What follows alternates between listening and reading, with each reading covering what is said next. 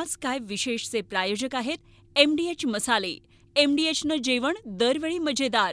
आरोग्य न्यूट्रिशन मिळे, बॉडी किती स्ट्रॉंग बने, कमी खाऊन पोट भरे, डायजेशनला नाही धोका. MDH सोयाटीन अस्सल प्रोटीन. MDH. शरद पवारांच्या राष्ट्रवादीचे खासदार आज पंतप्रधान मोदींना भेटणार. राज्यातील विविध प्रश्नांवर भेट. सुळेंची माहिती. गाठी भेटींमध्ये काहीतरी शिस्तय. काँग्रेसला शंका तर कोणीही मविया सोडणार नाही. संजय राऊतांना विश्वास. मुख्यमंत्री देवेंद्र फडणवीस आणि जयंत पाटलांचा एकत्र विमान प्रवास. मुंबई ते कोल्हापूर एकत्र विमान प्रवासामुळे राजकीय वर्तुळात चर्चांना उधाण. संसदेच्या पावसाळी अधिवेशनाचा शेवटचा आठवडा. वादळी होण्याची शक्यता. FCRA विधेयकावरून खडाजंगी अटळ. वादग्रस्त विधेयक मागे घेण्याची विरोधकांची मागणी. उद्धव ठाकरेंच्या सहफुटीर खासदारांसंबंधी आज सर्वोच्च न्यायालयात महत्त्वाची सुनावणी. उद्धव ठाकरेंच्या शिवसेनेकडून फुटीर खासदारांच्या विलिनीकरणाला स्थगिती देण्याची मागणी. मुख्यमंत्री फडणवीसांची आज मुंबईतल्या वरळीतून तिरंगा रॅली. देशभक्तीचा नारा देत भाजपच्या युवकांना साथ घालण्याचा प्रयत्न. कुणबी प्रमाणपत्र रद्द का केलं? उत्तर द्या. मराठा आंदोलक मनोज जरांगेंचा सरकारला सवाल. तर जरांगेंचा गैरसमज दूर करणार सरकारची भूमिका. जरांगे आज सांगली दौऱ्यावर. संयुक्त किसान मोर्चाचा आज देशभरात आंदोलन. ठिकठिकाणी जेलभरो करत सरकारचा निषेध करणार. हमी भावासह अमेरिका भारत व्यापार करार रद्द करण्याची मागणी. नाशिककरांना अजून महिनाभर भूकंपाचा धोका. तज्ज्ञांचा मोठा दावा. भूकंपाच्या धक्क्यांचं संकट पूर्णपणे टळण्यासाठी आणखी महिनाभर प्रतीक्षा करावी लागणार. एल निनोच्या स्थितीतही पावसाला बळ. 13 ते 20 ऑगस्ट दरम्यान राज्यात पावसाचा जोर वाढणार. विदर्भ, मध्य महाराष्ट्र, कोकणामध्ये मुसळधार पावसाचा अंदाज. आणि पावसाच्या विश्रांतीमुळे मुंबईतील सातही धरणातील पाणीसाठ्यात घट. सातही धरणामध्ये 88.70% पाणीसाठा. मुंबईतले पाणी कपात तुर्तास कायम.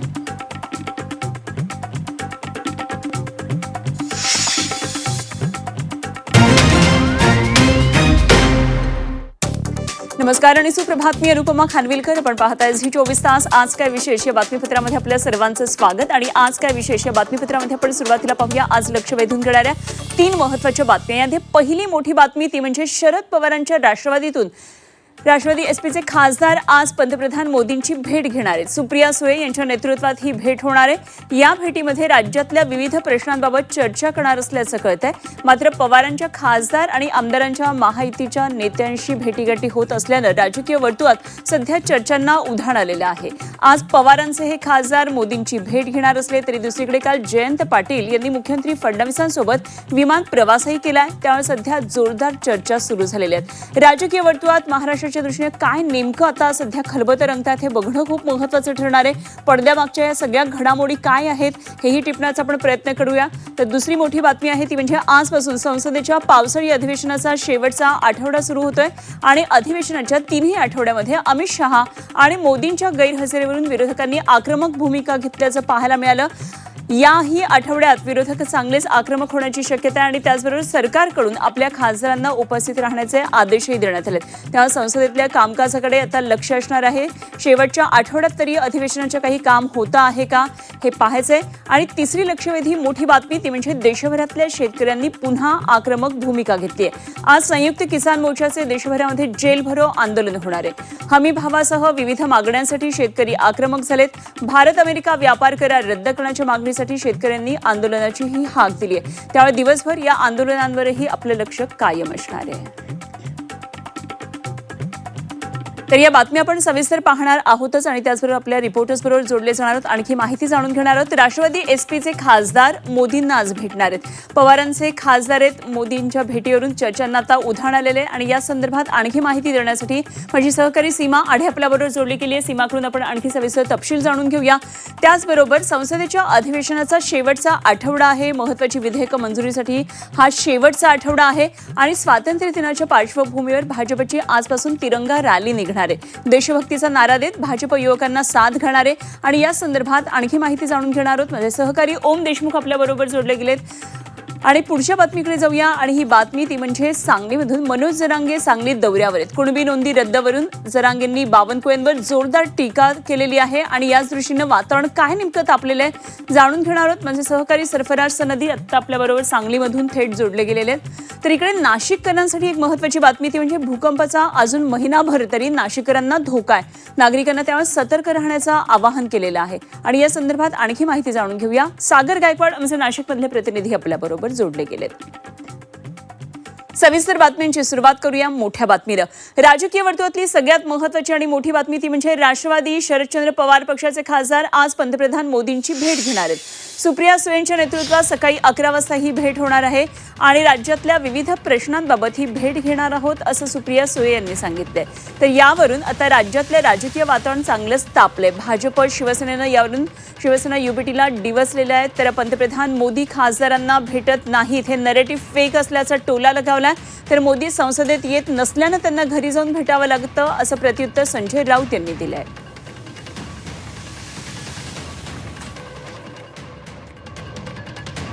आणि आणखी माहिती जाणून घेऊया. आमचे प्रतिनिधी सीमा आढे आपल्याबरोबर जोडले गेलेले. सीमा, खरं तर ही भेट राजकीय वर्तुळासाठी निश्चितच अत्यंत महत्त्वाची म्हणावं लागेल.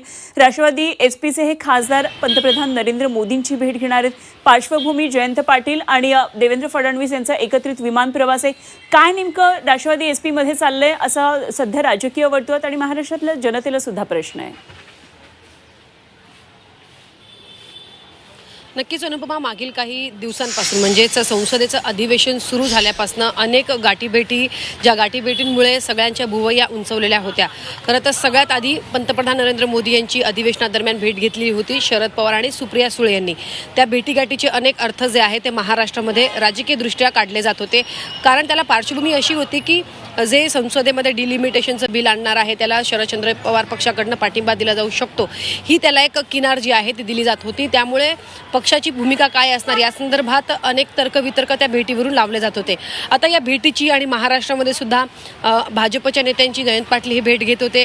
या सगळ्या भेटीच्या पार्श्वभूमीवरती आता आज संसदेचे शरदचंद्र पवार पक्षाचे जे 8 खासदार आहेत ते 8 खासदार पंतप्रधान नरेंद्र मोदी यांची भेट घेणार आहेत. त्यामुळे अर्थात पुन्हा एकदा चर्चांना उधाण आलंय.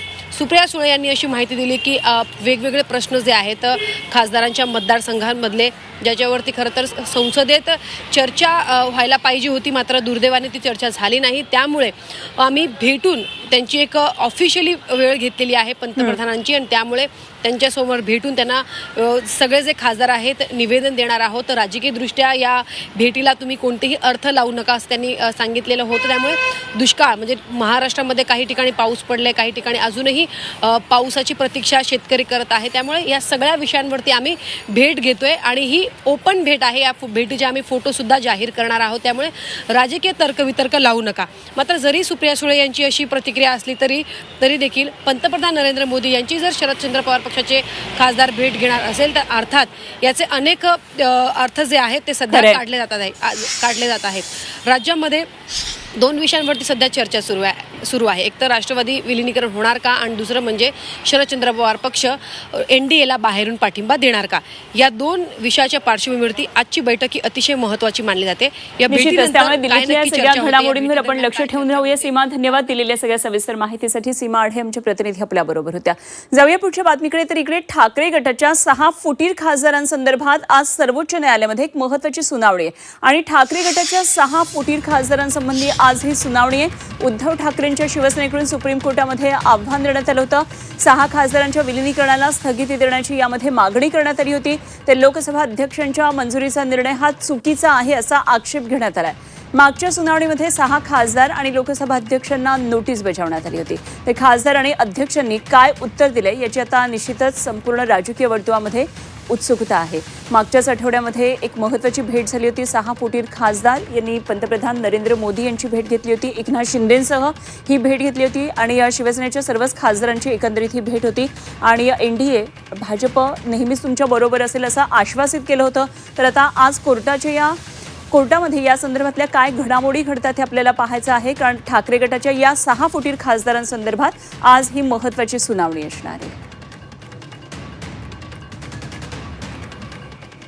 पुढे महत्त्वाची बातमी संसदेच्या पावसाळी अधिवेशनासंदर्भातली. आजपासून आता शेवटचा आठवडा सुरू होतो आणि गेल्या आठवड्याप्रमाणे हा आठवडा सुद्धा वादळी ठरण्याची शक्यता आहे. या अधिवेशनामध्ये सरकारनं अनेक महत्त्वाची विधेयकं मंजूर करून घेतली आहेत. मात्र असं असलं तरी मतदारसंघ पुनर्रचना आणि महिला आरक्षणासंबंधीचं घटना दुरुस्ती विधेयक तसंच परकीय योगदानासंदर्भातलं FCRA दुरुस्ती विधेयकावर लक्ष केंद्रित झालंय.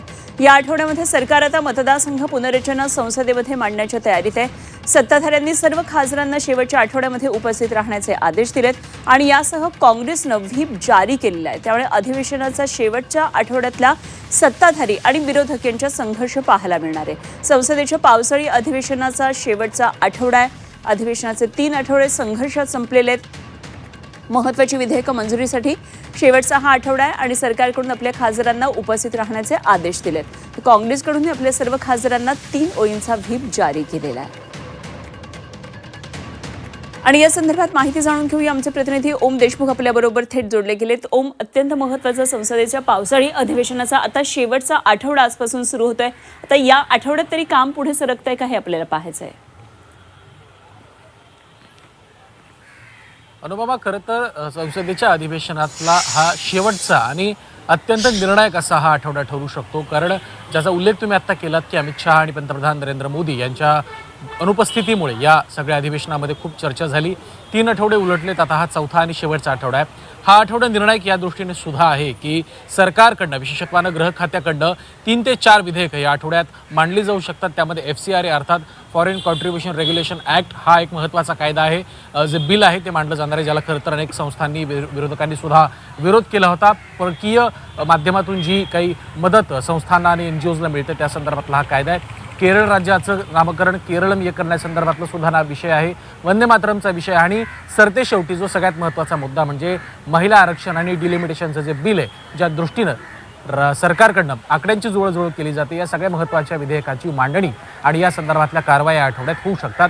दुसऱ्या बाजूला विद्यार्थी आंदोलनानंतर विरोधकांना जो काही सूर सापडल्याचा एक आपल्याला माहोल दिसतोय, त्यामुळे कुठेतरी विरोधक आक्रमक होताना दिसत आहेत. राहुल गांधी असतील किंवा विरोधी पक्षातील सगळेच नेते असतील यांच्याकडनं आक्रमकपणे सरकारवरती हल्ले चढवले जात आहेत. अमित शहांची अनुपस्थिती यावरून विशेषत्वानं सरकारला टार्गेट केलं जाते.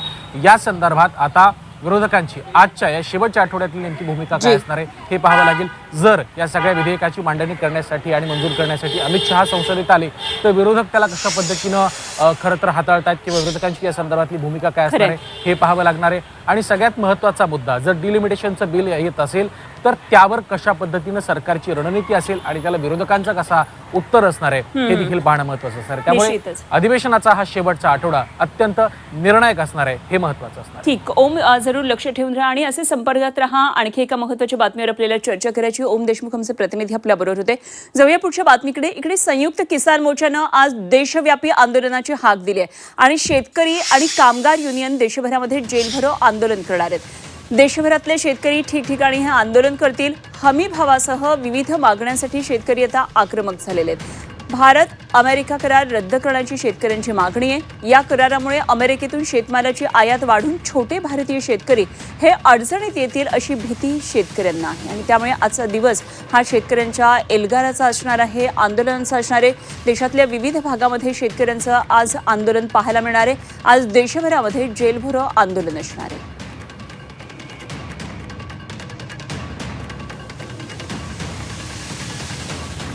पुढे बातमी आहे मराठा आंदोलक मनोज जरांगे यांच्या संदर्भातली. कुणबी प्रमाणपत्रांवरून जरांगे सध्या प्रचंड आक्रमक झालेत. मंत्री बावनकुळेंवर जरांगेंनी जोरदार टीका केली. 29 ऑगस्ट नंतर बावनकुळेंना मराठा काय ते कळेल. मराठ्यांनी 29 ऑगस्टला अंतरवालीमध्ये यावं असं जरांगेंनी म्हटलंय. सांगली दौऱ्यावर असणाऱ्या मनोज जरांगे यांनी कुणबी नोंदी रद्दवरून सरकारवर जोरदार हल्लाबोल केला. मंत्री चंद्रशेखर बावनकुळे जोरदार त्यांच्यावर त्यांनी टीका केली. तर मराठा बांधवांना 29 ऑगस्टला चलो अंतरवाली सराटीची हाक देत हे आंदोलन निर्णायक राहील असा निर्धार जाहीर केला आहे. विचार करा ना थोडा. बावनकुळे मराठ्यांचा वाटोळा करायसाठी तुमच्या डोळ्यात देखता काम करतोय. तुमच्या नाकावर टिचून त्यांनी मराठ्यांच्या नोंदी रद्द केल्या. अरे तुम्ही जाहीरपणानं म्हणायला पाहिजे होतं. बावनकुळेने केलेली चूक तुला आम्ही माफ करणार नाही, तुझ्या मागा लागू जाहीरपणानं मंत्र्यांनी सांगायला पाहिजे. एक बोलत नाही. मतदानाच्या दिवशी दारात आपल्या आजीच्या पाया पडतेन, आज्याच्या पडतेन, बापाचं धोतर धुवून आणतेन.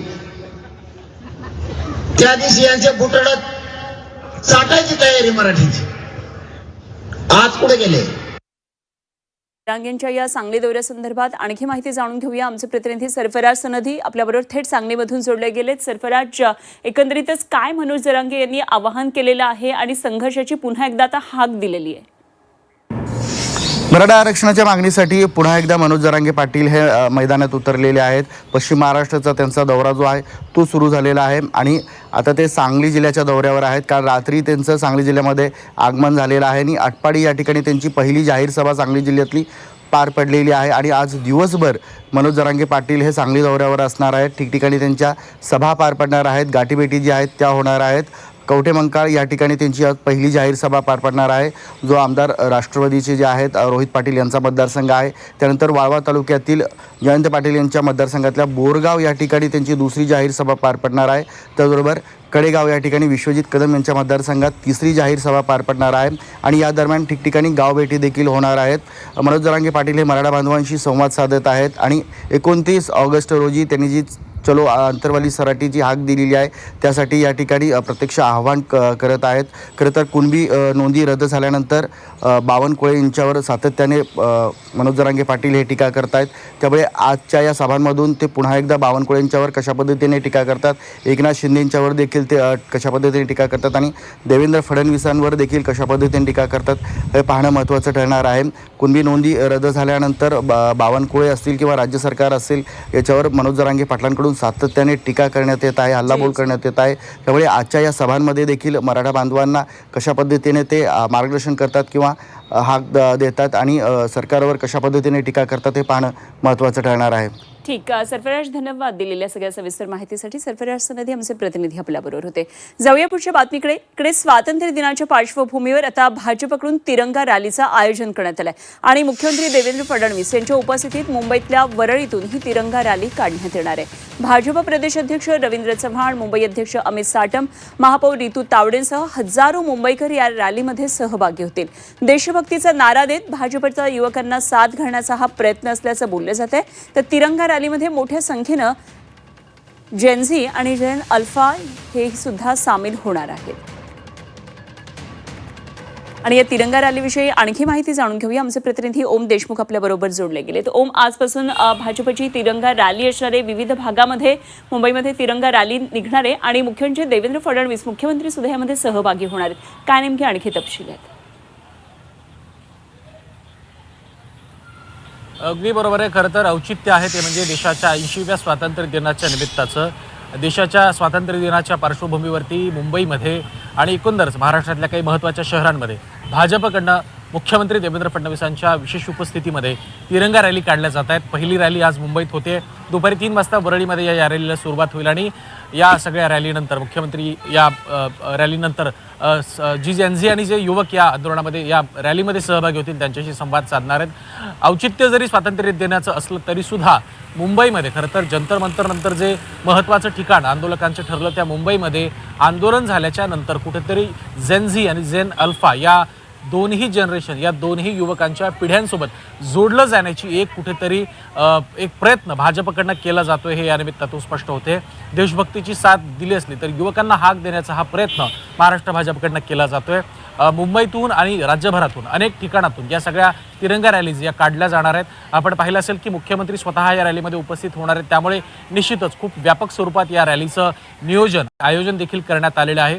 खरं तर आपण पाहिलं असेल की युवकांचा मोठा रोष या धर्मेंद्र प्रधानांच्या राजीनाम्यामुळे केंद्र सरकारवरती उडवला होता आणि पर्यायानं भाजपवरती सुद्धा खूप नाराजी युवकांची होती असं त्या काळात बोललं जात होतं. मात्र आजच्या या रॅलीच्या माध्यमातून आणि पुढील काही दिवसात 12 तारखेला छत्रपती संभाजीनगर आणि त्यानंतर इतर काही 2 ते 3 शहरांमध्ये या रॅलीज होणार आहेत. त्यामुळे या रॅलीजच्या माध्यमातून युवकांना आपल्याकडे आकृष्ट करण्याचा आणि जेनझी आंदोलनामध्ये जी काही नाराजी उडवली होती त्याचं डॅमेज कंट्रोल करण्याचा प्रयत्न महाराष्ट्र भाजपकडनं केला जातोय हे यातून स्पष्ट होते. त्यामुळे आजच्या रॅलीला मुंबईकर आणि विशेषत्वानं युवा वर्ग कशा पद्धतीनं प्रतिसाद देतोय हे पाहणं महत्त्वाचं असेल. निश्चितच धन्यवाद दिलेल्या माहितीसाठी.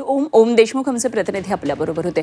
जाऊया पुढच्या बातमीकडे. आणि नाशिककरांसाठी बातमी अत्यंत महत्त्वाची आहे. नाशिकमधल्या भूकंपाच्या धक्क्यांबाबत तज्ज्ञांनी एक मोठा दावा केलेला आहे आणि धक्क्यांचं संकट हे पूर्णपणे टळण्यासाठी आणखी महिनाभर प्रतीक्षा करावी लागणार आहे.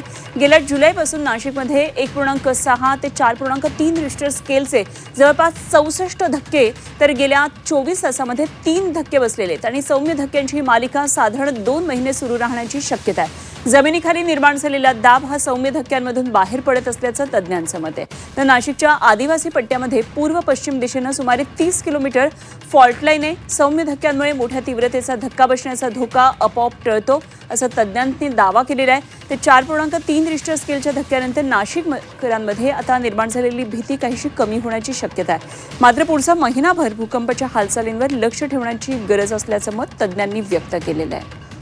सागर गायकवाड आमचे नाशिकमधले प्रतिनिधी आपल्याबरोबर आहेत. जाणून घेऊया आपण काय नेमकी नाशिककरांच्या सध्याच्या भावना आहेत आणि काय नेमकं या संदर्भात तज्ज्ञांनी मत व्यक्त केले. सागर, गेल्या काही दिवसांपासून आपण सातत्यानं नाशिकमधल्या भूकंपाच्या बातम्या वाचतो ऐकतो, पण सौम्य धक्के असले तरी एक भीतीचं वातावरण आहे आणि अजून काही काळ प्रतीक्षा करावी लागणार आहे हे सगळे भूकंपाचे धक्के थांबण्यासाठी. काय नेमकं या संदर्भात आणखी माहिती आहे? नक्कीच, खरं तर जुलै महिन्यापासून आत्तापर्यंत 64 धक्के भूकंपाचे नाशिककरांना बसलेत. विशेष बाब म्हणजे ग्रामीण भागात यामध्ये जास्त धक्के बसल्याचं समोर आलेलं आहे. सुरगाणा असेल, पेठ असेल, दिंडोरी असेल आणि विशेष बाब म्हणजे 2 दिवसापूर्वी नाशिक शहर परिसरामध्ये देखील ह्या भूकंपाचे धक्के जाणवले. यामुळे अनेक घरांना तडे देखील पडल्याचं समोर आलेलं होतं.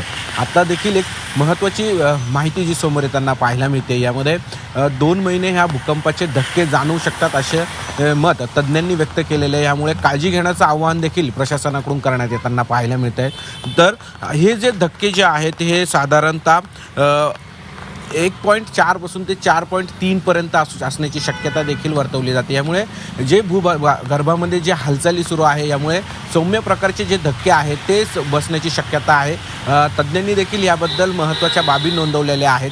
यामध्ये पुढील 2 महिने सौम्य धक्के बसू शकतात. त्यामुळे नाशिककरांनी त्याचबरोबर ग्रामीण भागातील लोकांनी काळजी घ्यावी. त्याचबरोबर ती आपल्या परिसरामध्येच देखील 4 हे तज्ज्ञांनी भूकंपाचे नोंदी करण्यासाठीचे यंत्र बसवण्यात आलेले. यामुळे या सगळ्या बाबींकडे जर बघितलं तर प्रशासन ह्याबाबत देखील सतर्क मोडवरती आहे. मात्र नाशिककरांनी ग्रामीण भागात असणाऱ्या लोकांनी याबाबत काळजी घ्यायचं आवाहन देखील प्रशासनाकडून करण्यात येत आहे. ठीक, सागर, धन्यवाद दिलेले आहे या सगळ्या सविस्तर माहितीसाठी. सागर गायकवाड आमचे प्रतिनिधी आपल्याबरोबर होते. जाऊया पुढच्या बातमीकडे. इथेनॉल मिश्रित पेट्रोलला विरोध करणाऱ्यांवर मध्य प्रदेशमधल्या भाजपचे खासदार जनार्दन मिश्रा भडकले.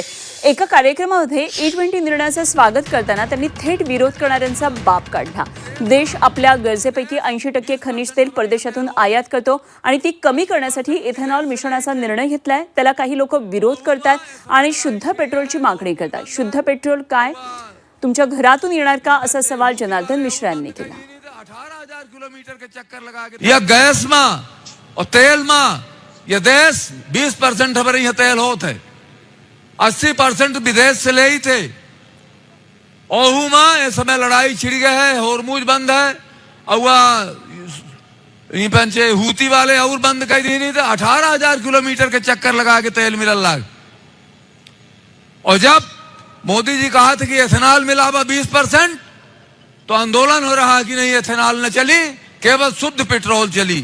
शुद्ध पेट्रोल तो बाप के यहाँ से आई, शुद्ध पेट्रोल तो बाप के यहाँ से आई, शुद्ध पेट्रोल तो बाप के यहाँ से आई. शुद्ध पेट्रोल है ये नहीं देश में, तो कहां से आई. जनार्दन मिश्रा भाजपचे खासदार आहेत आणि त्यांनी अशा प्रकारचं हे वादग्रस्त वक्तव्य केलं आहे. तर यामध्ये शुद्ध पेट्रोल तुमच्या घरातून येणार का, असा प्रश्न त्यांनी उपस्थित केलेला आहे. निश्चितच आता यावरून काय नेमके पडसाद उमटतात हे बघावं लागणार आहे.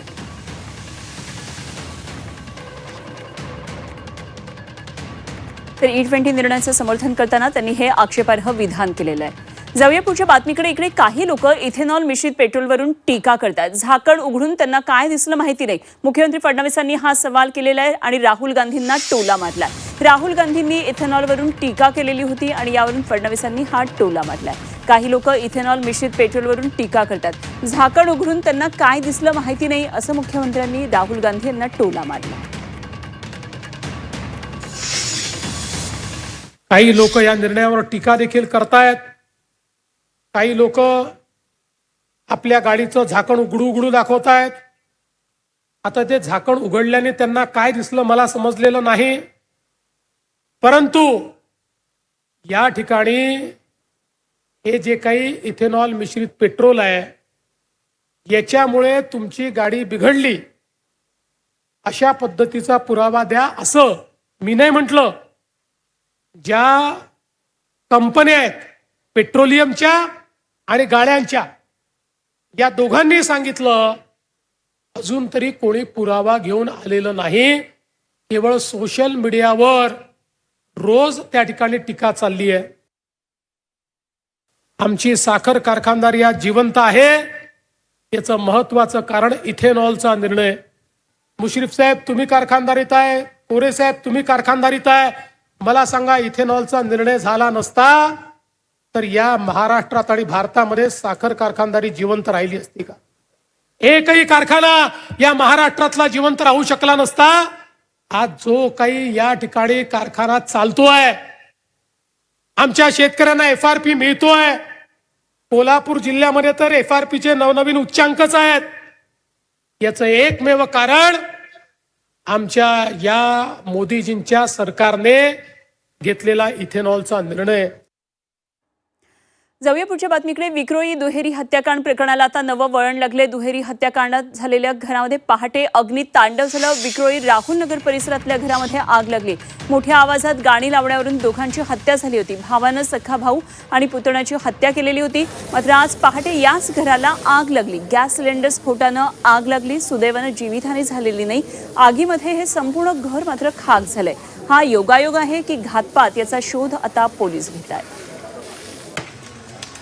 विक्रोळीमध्ये याच घरात दुहेरी हत्याकांड झालेलं होतं. आता त्याला एक नवीन वळण लागलेलं आहे. सख्ख्या भावानं सख्ख्या भावाचा खून करून त्याच्या मुलाचा सुद्धा पुतण्याचा सुद्धा खून केलेला होता. 14 वर्षांचा हा मुलगा होता. तर एकंदरीतच या प्रकरणानंतर या दुहेरी हत्याकांड नंतर याच घराला आगही लागली आहे. त्यामुळे हा कट आहे की काही वेगळा प्रकार आहे या संदर्भात आता नवं वळण घेतलं जात आहे.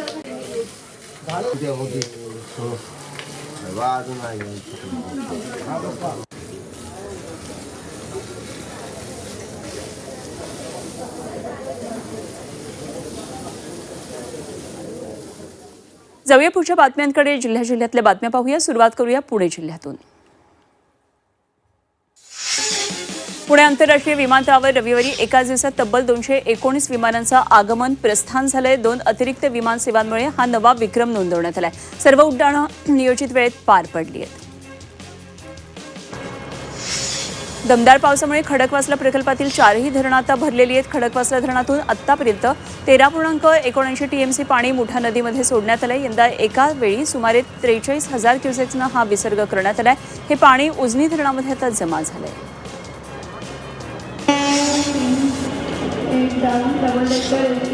पुणे अजनी वंदे भारत एक्सप्रेसला पहिल्याच वर्षी प्रवाशांचा मोठा प्रतिसाद मिळाला. 2.29 लाख प्रवाशांनी प्रवास केला तर 31.35 कोटी रुपयांचा महसूल मिळाला. मध्य रेल्वेतल्या सर्वाधिक कमाई करणारी ही वंदे भारत ठरली.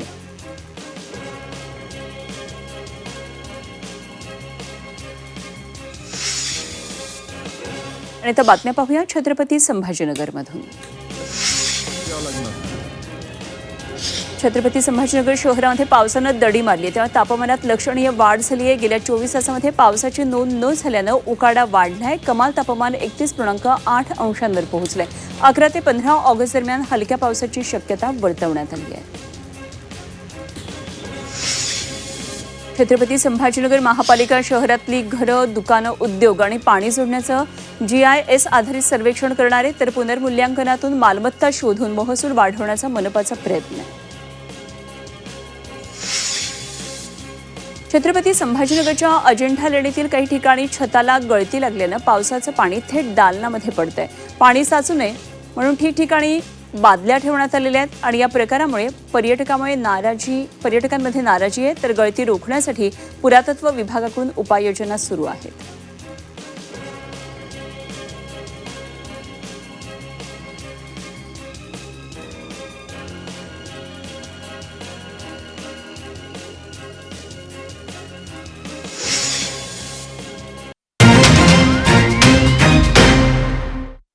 आज काय विशेषचे प्रायोजक आहेत MDH मसाले. MDHनं जेवण दरवेळी मजेदार. MDH दम आलू, दाल तडका आणि मशरूम मसाला. MDH ने जेवण दरवेळी मजेदार. MDH सदैव तुम्हाला नवे स्वाद देण्यासाठी कटिबद्ध आहे.